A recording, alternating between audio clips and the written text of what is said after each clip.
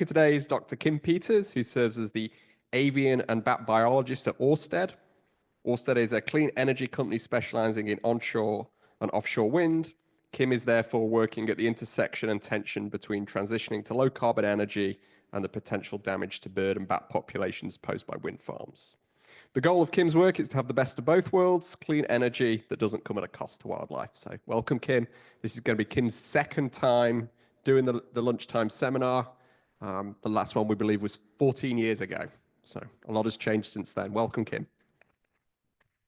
Thank you. Am I mic'd up? Okay, good. Sorry. Thanks so much for having me here. Just to be clear, I'm not only talking about birds and bats today because I also lead our biological sciences team. So we have fisheries biologists and marine mammal specialists and benthic habitat specialists. So I'll be hitting on a lot of those subject areas as well. Okay, so this is our motto. Let's create a world that runs entirely on green energy. And the way that I've structured this talk today is I'm going to talk a little bit about me, then a little bit about Orsted, and then the meat of the project of the talk is going to be on the mitigation hierarchy and how we move through the development of a green energy project process, and to talk about some of the key wildlife issues that we encountered during that process. I'm going to focus on offshore wind. I have a couple slides here showing that we don't only work in offshore wind, we work across the renewable spectrum. So I'll talk a little bit more about that as well, but focusing pretty heavily on offshore wind, and that's where I mainly work as well. And then I have a slide at the end because I was asked to talk about career planning. So if anybody has any questions about if you want to get into the industry, I'm happy to answer those and stick around as long as you want me to afterwards, or just get in touch with me. So thank you. Okay, a little about me. Okay, so I was asked to give a story like how I knew I wanted to be in this career, and there really is there's no one moment where I said I really want to work in renewables. I knew that I wanted to work with wildlife. I knew I wanted to eventually get a zoology degree. But like everyone I know in this space, either wildlife biology, conservation biology, or in renewables permitting, which is where I work, nobody got there as a straight line from point A to B. So I just wanted to make that really clear. So if you're all sort of bouncing around during your wandering years, don't worry about it. That's the way it works. So before graduate school, I was volunteering in Vermont, in the Northeast Kingdom of Vermont, on a gray jay project, and that's sort of my initial hook into birds, and they're super cool bird. So it didn't take much, and I really got into it. And I was like, okay, yeah, I could get behind this. So I got a master's at North Carolina State, and then a PhD at Clemson, and I worked with both bottomland hardwood swamp species as well as shorebird species. This guy right here is the guy I did my master's on. It's a Swainson's warbler, and this is a young American oyster catcher, which you may have seen up here as well. So when I got out of grad school, I did 1 year of consulting for a law firm, and then I worked at New Jersey Audubon as a senior scientist. So I worked in the nonprofit space for quite some time. Worked at New Jersey Audubon as a senior scientist for 6 years, and then at Mass Audubon as their chief scientist for 3 years. And then I went into a little bit of teaching while I decided what I wanted to do next. And that's where I ended up in consulting. And this is where I think a lot of people who end up where I am have some sort of bridge period where they're working in consulting. It was really perfect for me. I was the principal biologist there for over 7 years. And that's how I ended up at Orsted. I've been at Orsted over 2.5 years now. It's crazy to think about, but essentially one of my clients poached me. And I think that's what happens a lot when you get into consulting. So. Okay, so for those of you who aren't familiar with Orsted, I'm just going to give you a quick high-level overview of who we are. So we are a Danish-based company. We work all over the world. As you can see on this slide, this is our global footprint in terms of gigawatts. We work in 12 countries, mainly on mainland Europe, the UK, the US, and the APAC region, including Australia. For those if gigawatts doesn't have a strong meaning for you here, sort of a general rule of thumb is about Each gigawatt will power between 500,000 and 750,000 homes. So in the US, that's towards the low end because unfortunately we have pretty heavy energy load in our homes in the US. But so if you do the math then for the US, that translates into about powering, for Orsted's footprint in the US, powers approximately 4 million homes. And so as I briefly mentioned earlier, we don't only work in offshore wind, although we are the world's biggest offshore wind developer. We also do land-based renewables, and that includes both land-based wind and land-based solar projects. And we also are more recently really getting into the battery storage space, and these are often co-located with one of our green energy projects. So we'll have a solar project that has a big battery storage project on site, or a wind project that has a big battery storage project on site. So here is a slightly, just barely out of date, showing a depiction of where our onshore projects are. So you can see all the little wind turbines. These are obviously wind projects. The status is depicted by the color. So anything that's blue is already operating and providing power into the grid. Anything that's green is under construction, and anything is purple is under development. This is the space I work in up here on the offshore wind space. Okay, so that's what we do. And now I really want to go into how we do it and the kind of company that we are.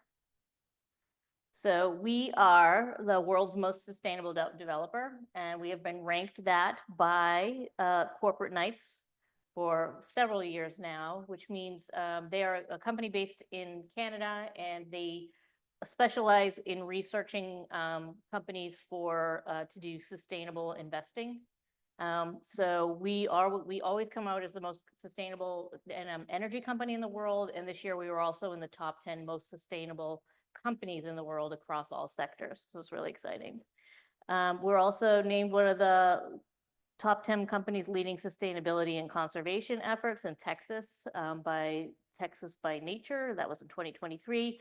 We've signed landmark agreements with Solar Cycle, so we recycle all of our end-of-life solar panels. We also recently committed to doing no landfilling of any blades from any of our wind projects. So we want it soup to nuts to be sustainable. We partner with all kinds of global NGOs, including the Nature Conservancy, the Conservation Fund, Playa Lakes Joint Ventures. We have a really formal agreement with the World Wildlife Fund. So we don't do this in a vacuum. We very much work with our partners. Okay, and we also have what is known as our biodiversity ambition. What this means is that by 2030, any project commissioned at 2030 or later we're going to have a positive impact on biodiversity. So it means not just bringing it back up to baseline, not just minimizing our negative impacts, but actually having a positive impact on biodiversity. And I just wanted to make the point here that the reason we do this is because otherwise we are going forward with status quo approach, where we're not looking at any impacts from anything, and we rely heavily on fossil fuels, and we're starting to think about impacts like the strongest impacts on our wildlife in the US and globally are going to be driven by climate change and by development. So we just need to find that balance of building out renewables because we know we need it in order to handle and minimize climate change impacts, but also make sure that our actual footprint impacts are as minimal as possible. And like I said, we've got that NPI, net positive impacts, which is our ambition for 2030. So this was a slide that I had put together for the conservation biology course that I sat in as a guest lecturer for in December for Michael Reed's class, just to make it clear that we understand that biodiversity is not an easy term. We know we're not just like throwing the word out there and we're done with it. We have an entire team that works globally with our partners, as I mentioned earlier, including UN partners, to understand how we're going to measure biodiversity and what that means for us. The sort of general definition of biodiversity is life in all its forms, right? But that can be measured in all kinds of ways. And we're looking at metrics, including things like species richness and genetic diversity and ecosystem functions. Right now, we are looking at Science-Based Targets Network. If anybody wants to look it up, it's the SBTN, finding ways to find those science-based targets and find those key species that we're going to focus on, that we're going to use as our key indicators. So this is just a slide that depicts some of the potential species and habitats that we can affect when we're putting a project out on the water or on the land. For offshore wind, some of the key areas, and I'm going to talk about some of these in a little more detail today, are birds, fish, sea turtles, and marine mammals, and also benthic habitats down here. It doesn't show it on here, but we are paying a lot of attention to benthic as well. So these are just some of the key factors that we're thinking about with each of these taxonomic groups. So with bats and birds, most of any effects that we're going to have are obviously going to be when those turbines are spinning, right? So when the blades are spinning, because we want to make sure that the species aren't colliding with our turbines, or if they are, we have a really good understanding of how much of a risk we are putting out on those seascape. Displacement is another issue for birds, where birds have been shown in Europe to come into a wind farm and just fly around it, or just avoid it altogether. So there may be some habitat loss there. We could be impacting what's going on with the fish populations and the planktonic populations. So we don't know what we're having in terms of, we know a lot, but we know that there's going to be changes in prey and what's going on in the prey space. So we're really focusing for birds and bats on monitoring, and a lot of really regional collaborative monitoring. We're involved in several groups that are trying to get a really good understanding, especially in the US, because this is a new industry here. When it comes to fish and invertebrates, some of the key areas that we're looking at are reef effects, where our structures in the water become actual reefs.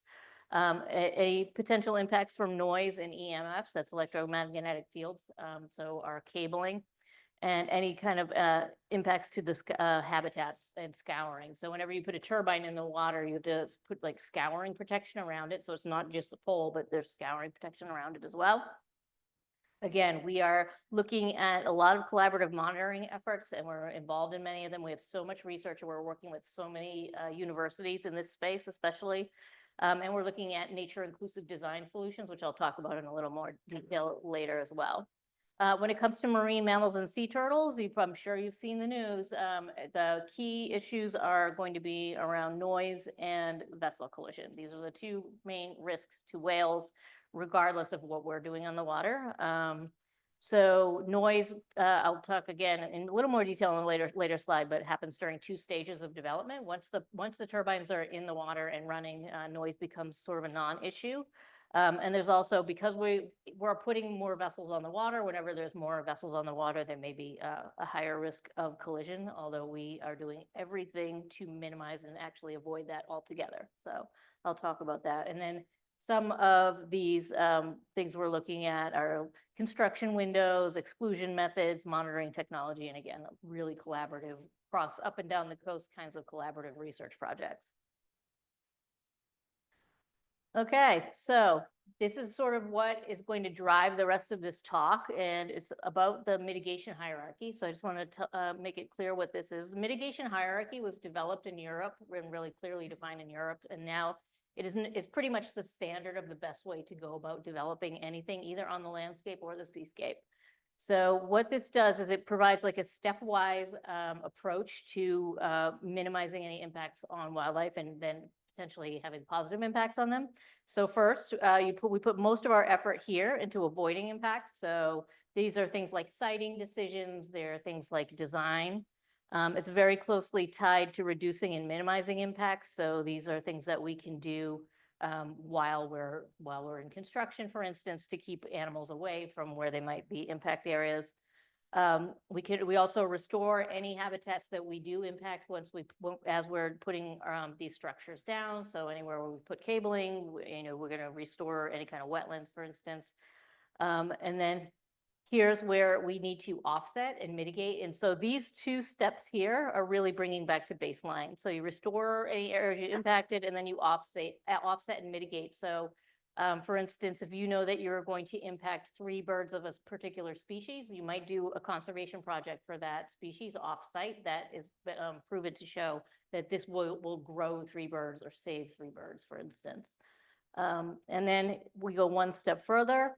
This is where we get into the Orsted commitment, where we want to go not just bring it to baseline, but actually enhance. And we want to leave habitats in better shape than they were, and animal populations in better shape than they were before we even put our project in. And you'll note that the shape of this is a triangle, and that's not just random. This is sort of the amount of effort that we put into each step. So as you can see, the bulk of the effort really goes into avoiding those impacts up front, right? So, and that's where we, and all other developers, as far as I know, that are doing the right thing and using best practices are doing. And again, we don't do this in a vacuum. We work with all kinds of partners. We are so tied into, so we're in so many scientific advisory and technical groups, and we are working with universities, and we're working with NGOs, and we're working with government entities, and we're working with fishing interests, so that we're all working together to understand these things. Okay, so I'm going to talk a little bit about offshore wind, because I don't know that everybody understands fully how it works, but basically there are going to be these big wind turbines offshore, and they have these what are known as array cables, and the array cables go in between all the turbines, and they go to what's known as an offshore substation. Here's an example of an offshore substation. That's where it collects all the energy, and then it puts it into one cable, which is the export cable, which brings it to an onshore substation, which then gets it into transmission, into the grid, and then to homes. So all of these things, we pay attention to all of them when we're thinking about wildlife issues. So the offshore wind market on the East Coast is moving forward. You can see here that anything in dark blue is an Orsted project in an Orsted lease area. And this is just to show, these are some of the targets that the states in our region have. So they're really going to need offshore wind in order to hit those renewable targets. And anybody who's ever looked at the world at night maps, you can see what happens to the Northeast, right? It blows up like a candle because we are an extremely energy intensive part of the world. And we also have really good wind. Like the wind offshore up here especially is really, it's a great resource. And we also have a really wide continental shelf, which means it's buildable. If you go to the Pacific coast, the shelf drops off immediately, and it's really much more difficult, much more complex to build anything on the West Coast. It's also getting more and more efficient. So some of the turbines you see onshore are going to be sort of down here. You might see a 3 or 4 megawatt one if you go out west and look at some of the ones like in the Dakotas. But most of the turbines now are sort of in this range. It's a 12 megawatt turbine. Just to give you an idea of size, here is a Boeing 747. These are big turbines, and they put out a lot of energy. That coupled with the big wind resource means it's just a great source of energy. There are some even bigger ones. This one was just built in China, I believe. It's a 20 megawatt turbine. It says it sweeps 10 football fields, that's soccer fields. So it's really more like 3 football fields or 2 of one of our football fields, but these are big turbines. And then I just want to say, just make it really clear, like this takes a long time before anything goes into construction, which is over here, okay, on the timeline. There's at least 10 years of assessing everything from the sea, underneath the seafloor, all the way into this airspace of what is going on out there. It's a very long, complicated permitting process. We have 65 plus people just on our permitting team, just to sort of make sure that we are getting all the permits we need and that we're in compliance with everything we need. So, and that we're working with all the partners we need to work with. So it's a really long, complex process. And we focus on that mitigation hierarchy all the way through. Okay, so let's talk a little bit about some of these stages. So first I'm going to talk about avoiding, and sort of the poster child for avoiding impacts is going to be whales, right? So marine mammals, we say marine mammals, everybody knows that the focus is really on North Atlantic right whale, right? But all marine mammals are protected under the Marine Mammal Protection Act. All of our sea turtles are federally listed as well. But there are two stages in which we are producing some sort of disturbance that could affect marine mammals and sea turtles. I'll just focus on marine mammals here.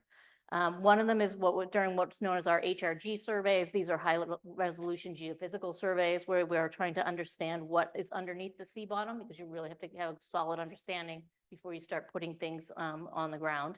And the other one, of course, is during construction and pile driving. So this is a monopile for a turbine. You can see this thing right here. It's almost like a big hammer, so it pounds it. They go in pretty quick, but they are noisy during that period. So we were focusing heavily on mitigating any potential disturbance to the marine mammals. They're not in danger of getting harmed necessarily from this work, but they could be disturbed. So we have really strong seasonal restrictions. None of those activities can take place during North Atlantic right whale migration, for instance. We have very strict vessel strike and vessel speed restrictions, unlike any other ships on the water. Like we're out there, we're going slow. And we also have observers on every single vessel that we have out there that are watching for protected species constantly. And they're using all kinds of methods. They're using passive acoustics, they're using binoculars. And so if anything is seen, I'll show you what some of our responses are in the next slide. But so there's standard reporting, everything is shared, and strict requirements in terms of reporting to the agencies. And we also have these situational awareness tools. So while we're out on the water, we inform all the other vessels on the water what's going on in terms of marine mammals. So one of the things we do is implement what's known as an exclusion zone. So if a whale is seen, nothing will take place in this zone. If a whale enters the exclusion zone, as soon as they enter that exclusion zone, everything shuts down. So that's one of the ways that we sort of mitigate and make sure that, and the exclusion zone, it's defined very specifically for each activity, for each project, and it's done on all this really complex modeling and sound verification models. So we know exactly how close animals would need to be disturbed. We also do things like placing mitigation around our activities. These are known as bubble curtains. And so they're basically these tubes that shoot bubbles up into a ring around the activity. And that will keep the sound from propagating through.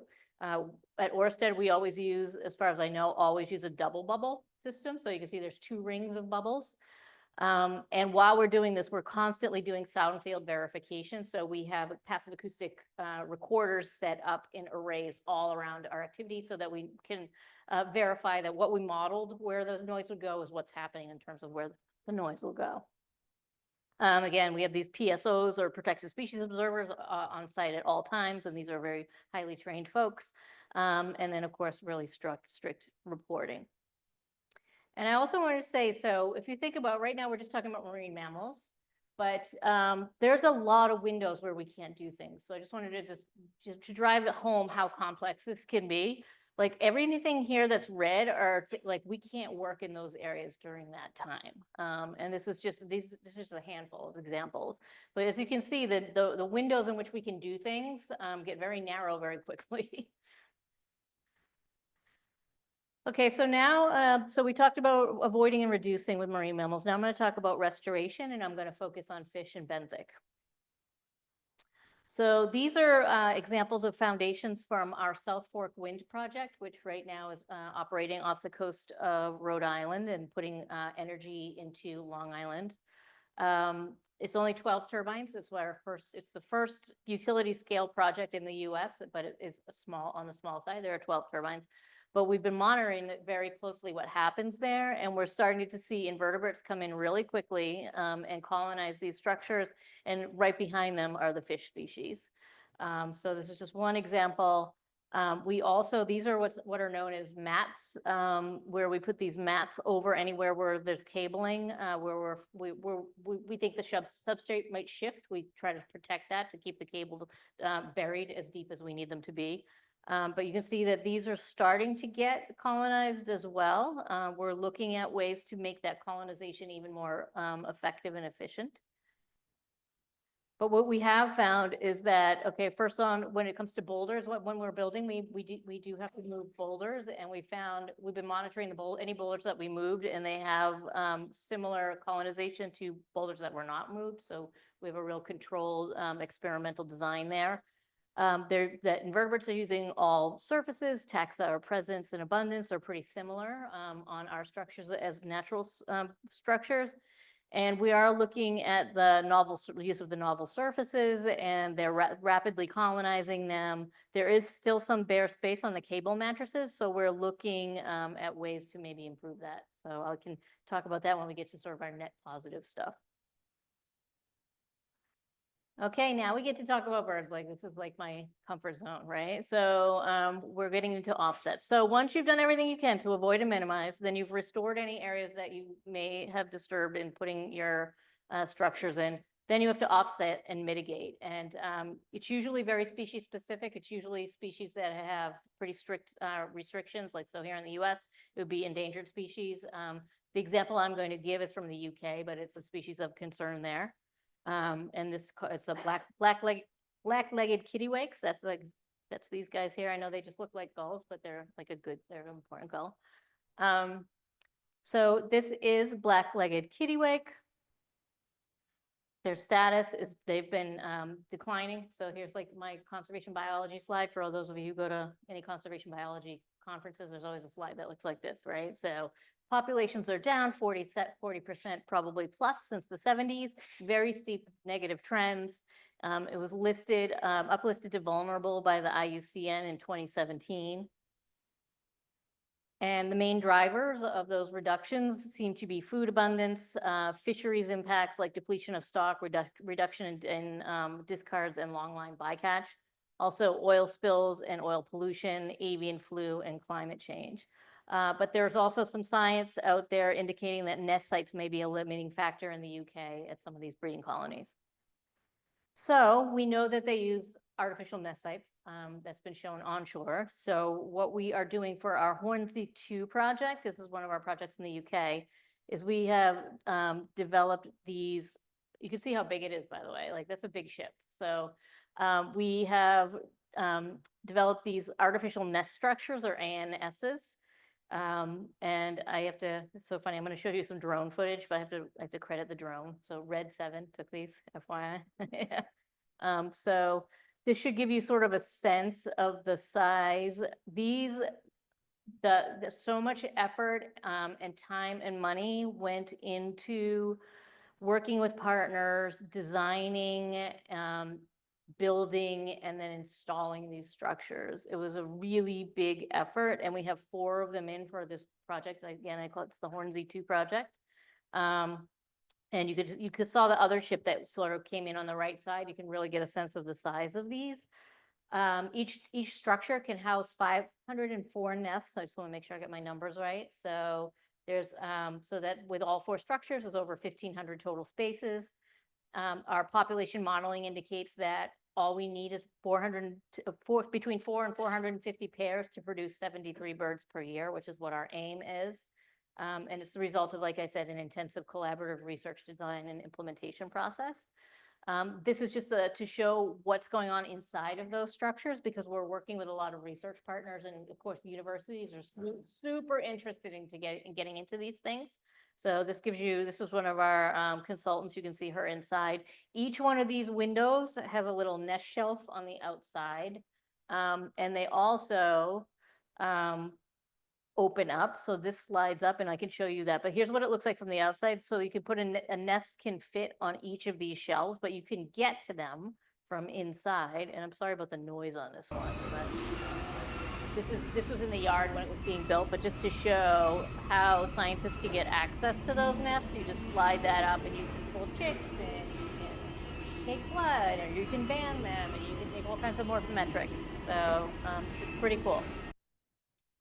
And we had our first chick hatch last spring, and there he is. In case you can't tell, this is a decoy. We put decoys out to sort of attract them in first, but this is a real bird. That's a young kittiwake.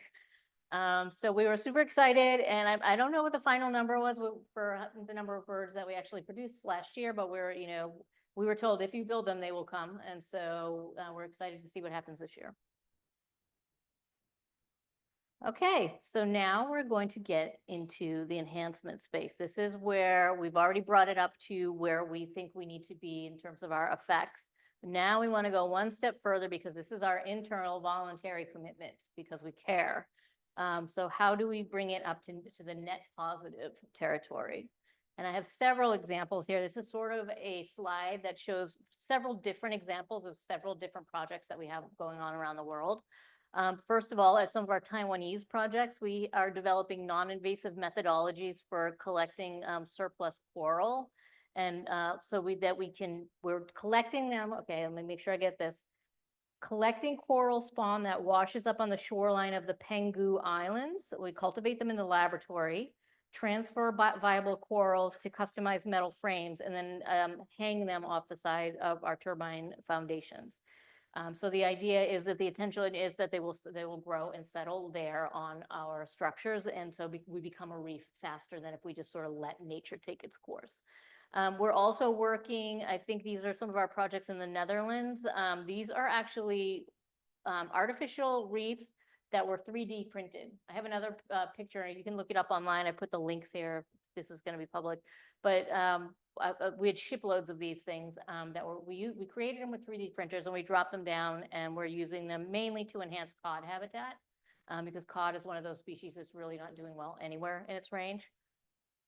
A newish project are these oyster tetrapod reefs, where we are basically, this is in the, okay, I can never pronounce this right, Kattegat Sea between Denmark and Sweden, our project's there. And we are gluing oysters to these tetrapod reefs so that they're already going to be seeded when we get to, we drop them next to our structures. These oysters then put out spawn, and then we are really quickly seeding our structures. And then we're working with several different vendors and design companies to find ways to make our structure surfaces more attractive and more habitable, be more sort of priority habitat for some of these species. Okay, so this is my final slide for those of you who want to get into renewables. This is sort of a, these are some, as you can tell, Orsted stock pictures. We're all happy though. It's a good company to work for. But so when I gave this talk to Michael Reed's course, I said get a biology degree, but one of my colleagues pointed out, but any STEM degree, right? Because we work with so many engineers, and I know a lot of people are into like biological design. So master's degree is always going to help you if you want to get into the field. I would suggest, and again, this is coming from a biologist, field work and internships. So if there's anything you want to do where you might want to be out involved in actual field work, get that field work in as soon as you can while you're an undergrad. They're usually seasonal. Oftentimes they occur outside of the school year. And then what the options that I typically see that are out there are with the ENGOs, so environmental nonprofits, right? State or federal agencies, I would say probably have better luck in the state right now. And then consulting. A lot of people who end up in industries got here through the pathway of consulting. And then what happens is industry comes in, and like if you're in consulting, a lot of your clients are going to be industry, or if you're an ENGO or an agency, your partners are going to be in industry, and sometimes they poach you. That's what happened to me. I got poached. Just some general characteristics I would say we're always looking for: be curious, have great communication skills, as you should have for any job. Be able to balance the commercial and the science. So, you know, I'm a scientist, so I'm always like more data. We want to learn more, but we have to balance that against, we also want to build these projects, and we want to build them as soon as we can so that we're, you know, fighting climate change to our best of our ability. So finding that balance can sometimes be a little challenging for people. Also keeping up on technology and policy, especially I'm in permitting, so I follow policy very closely. You have to be adaptable and just a good problem solver. And these are all just skills you should have anywhere, no matter what your career is. So with that, I'm happy to take any questions. And again, those are just examples I went through, so we do so much more. So.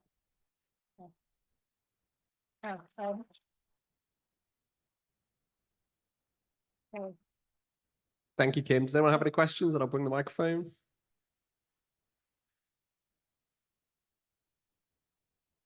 I was wondering how you think that the energy transition would like impact like our current emissions of like natural gas and non-renewable forms. Yeah, I think that's what those targets are set up for, right? So I think some of these states are trying to get over 50% by 2030, and those are their targets, right? And some countries in Europe have, depending on seasonality, have been up over 80% and sometimes up to 100% during certain seasons. So we call it the energy transition for a reason, right? Like, we're not just going to get rid of natural gas and oil, but we want to transition over to a green energy and a green energy economy. So, and that's what we only work in renewables. So we're one of the few companies out there that do that. So.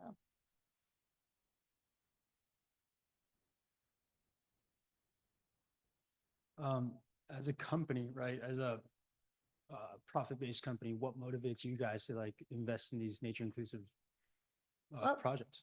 Yeah, I feel like they're just really committed to it, all the way up to the top. Like, our CEOs are committed to this green. I think the heart is in the right place throughout the company. Everybody's very mission driven, and we want, like you saw the first slide, we want to create a world that runs on green energy. But a lot of us are just, we want to make sure that we also are leaving these systems as healthy as we found them. At the global level, like I said, our teams work really closely with organizations like the UN to try and understand, what is going on in terms of biodiversity, regardless of what's going on with wind, like to make those changes happen. But it is voluntary. We also, I'm not going to lie, there are things like green bonds and blue bonds. So the banks will look more favorably upon you if you're getting European funding, for instance. So I think that helps as well. But I do think, like, it's a really mission-driven company, and I wouldn't have gone to work for just any energy company. I can tell you that. Hi, first, thanks so much for the presentation. It was really great.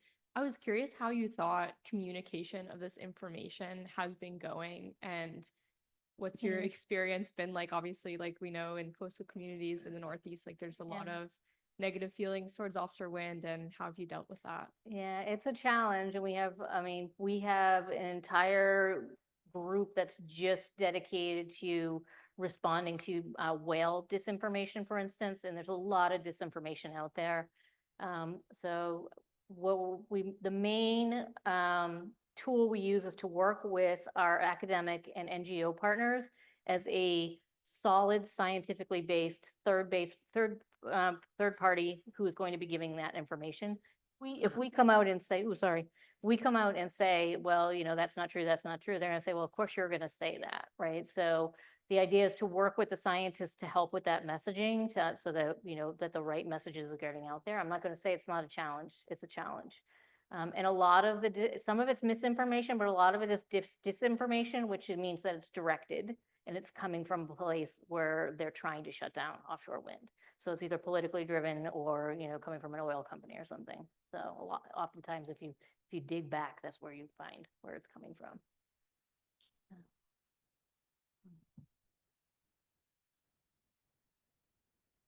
Hi, Kim. This is an online question.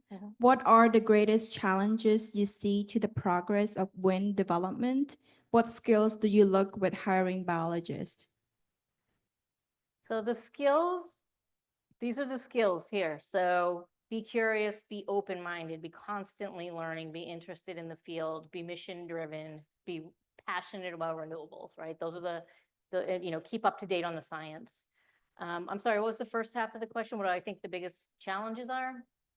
What are the greatest challenges you see to the progress of wind development? Yeah, there's a lot of uncertainty, right? So it can come from the regulatory side where, there's always uncertainty when it comes to supply chain and getting the right workforce out. Like I said, permitting is very complex. We have entire teams. That's all we do is work on permitting these. I think we'll get there though. We're moving forward and finding solutions, but those are the main challenges in terms of like getting projects in the water. But we do have a lot of projects in the water already and on land as well.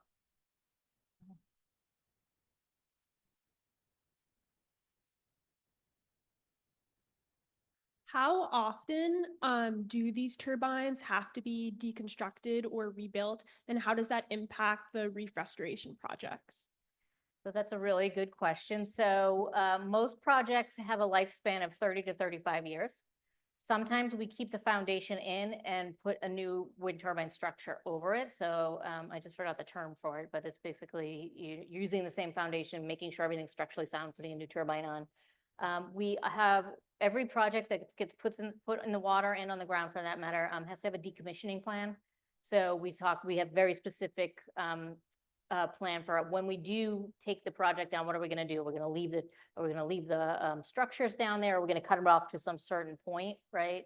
So it varies by project, but I think a lot of these projects will be working with the agencies, especially who might want to see those stay and be artificial reefs. Of course, then you've got to work with the maritime community as well and make sure there aren't any safety issues, and there's a lot that goes into it.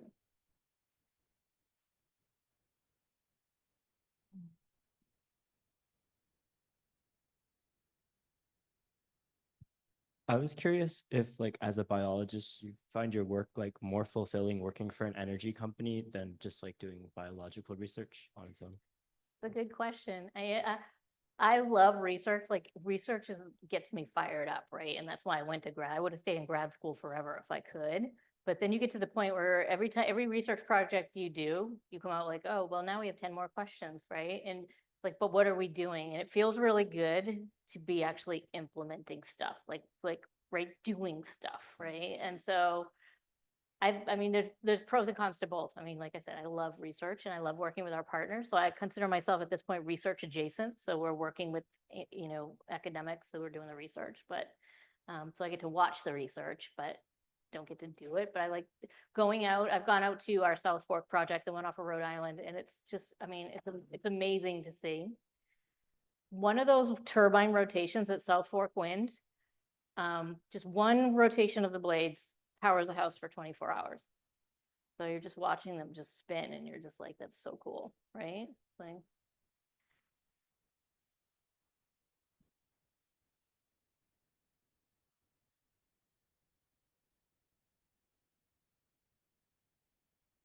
First of all, fantastic presentation. This is an area I've been working in for a while, so I think you really nailed it very, very well. And of course, Orsted made the first commitment that others have followed suit for net positive impact by 2030. And you mentioned, mitigation, but also this idea of nature inclusive design, which I think is nice to see that people are moving into that area. When one is making the assessment of impact, because there is always, very often there's an element of a negative impact and people focus on that. Yep.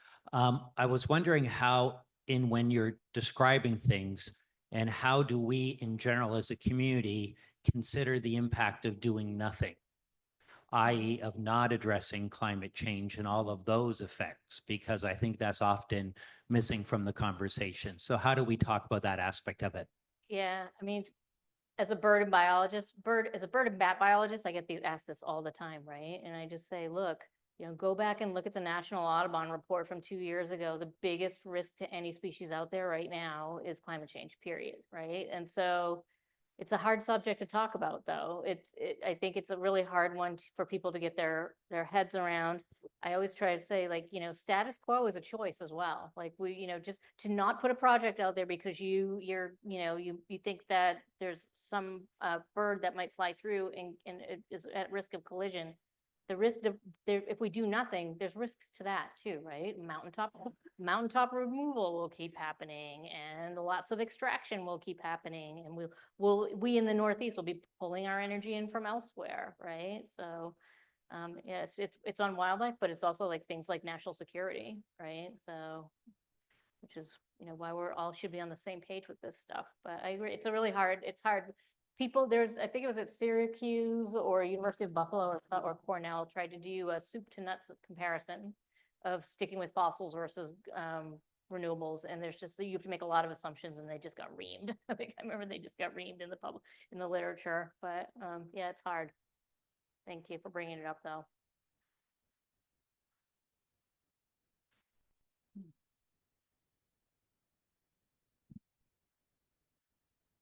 Hi, thanks. It's really interesting. As an international company, how do you feel like the Trump administration is going to impact you guys? Yeah, well, all I can say is we're tracking it really closely.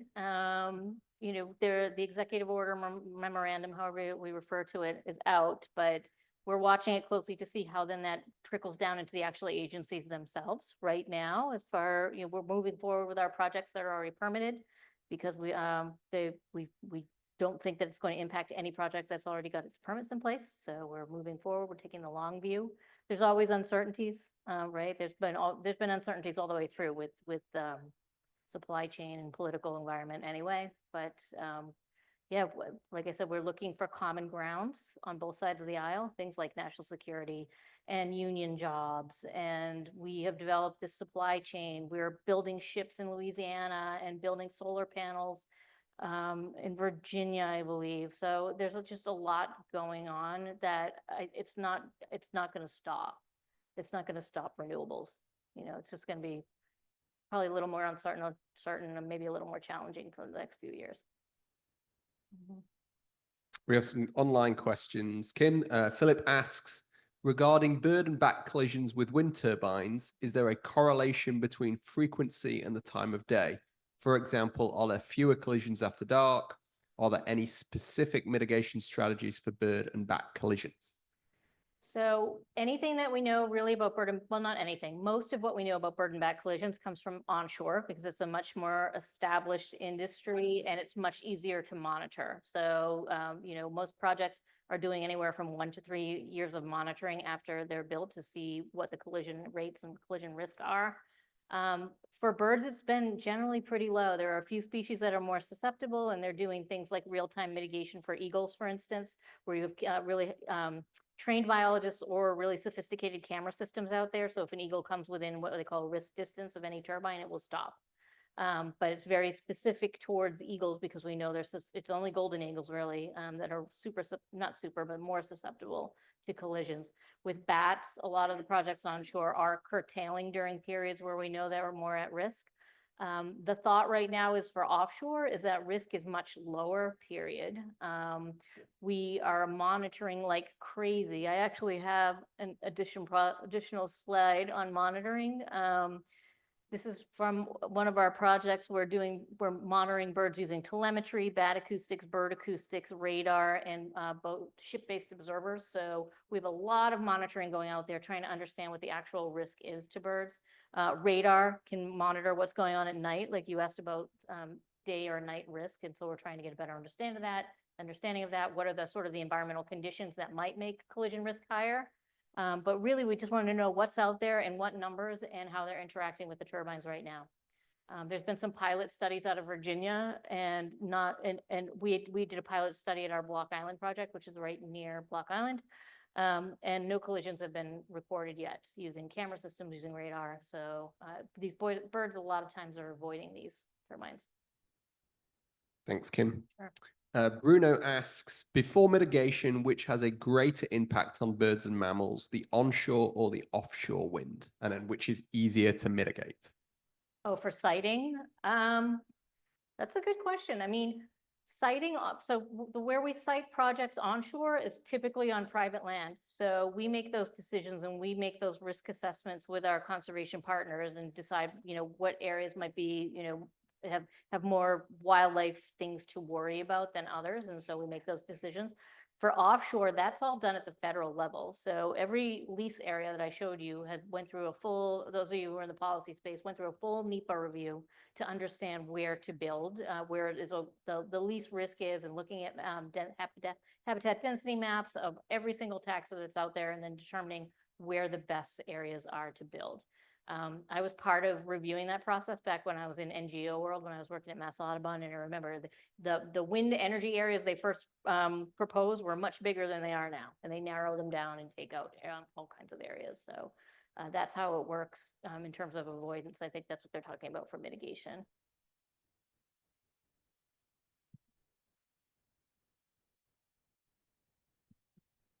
I have a question about just like the cost of the energy. Mhm. So offshore wind, like the levelized cost of the energy is still relatively high compared to things like natural gas, solar, photovoltaic, and onshore wind.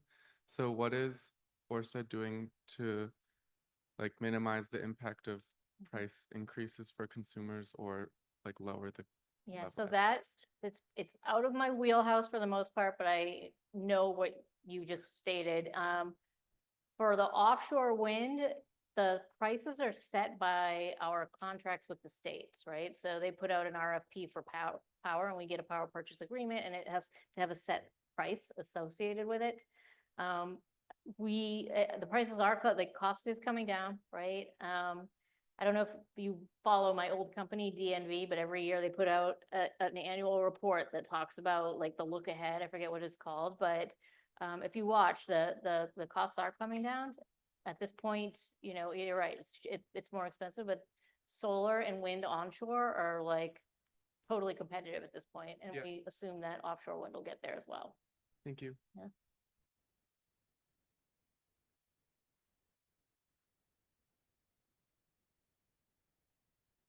I hope this is in your wheelhouse, but I'm not sure. Has Orsted considered concrete gravity-based foundations instead of monopiles to reduce the noise problems? We do have a foundations team and they're looking at all kinds of technologies. So they're looking at, yeah, every kind of foundation that's out there. There's one of our sister companies I know is looking at like things like suction buckets. That there's also floating wind, right? So if we do any deep water construction, then floating wind would be where we need to go. But if you contact me, I can send you an article because Orsted's doing a lot of internal innovation and research as well on other options. Can I ask one more? Or are we done? I wanted to ask about plankton too. You Mhm. mentioned plankton. But I guess they're not the focus. They're not so shiny as mammals and things. Do a lot of, we do plankton. So I'm right? interested, Yeah. what are the main dangers that you're aware of Yeah. to the plankton, and what are some of the ideas about how to reduce those dangers? So a little out of my wheelhouse, but from my understanding, right now with plankton, it's understanding how that actual water flow around the turbines is going to change and then how that's going to impact plankton, which then of course will have, you know, potential effects all the way up the food chain. It's going to be, you know, really positive for some species and maybe more negative for others. So trying to understand that. And we are working with several partners and doing all kinds of planktonic studies. And I just forgot what they're called, but yeah, I know they're doing like heavy duty monitoring. Okay, we'll do one more question. Thanks for the talk. My question's related to just research. Obviously, you've mentioned all the different observers that are coming in, the various stages of permitting, the awareness of what the impact on wildlife is. And obviously that research is going to be tailored around the project and the impact it has. But do you see these resources coming in and structures like the nest you showed as opening up avenues just for more research in general outside of just the project focus? Yeah, and I think that was the whole idea for making that structure you're talking about so accessible, because we were like, well, we're building it, like let's let the scientists come in and do whatever scientists do, right? So they could be doing a physiological study that has nothing to do with wind. So we are always looking for those opportunities as well, because you know we have a whole team of scientists at Orsted, and like we want to see people learning stuff too, right? And oftentimes, you know, some of the funding might come from us, but they may be working on an NSF grant or a DOE grant or something too. So there's all kinds of questions that can be answered.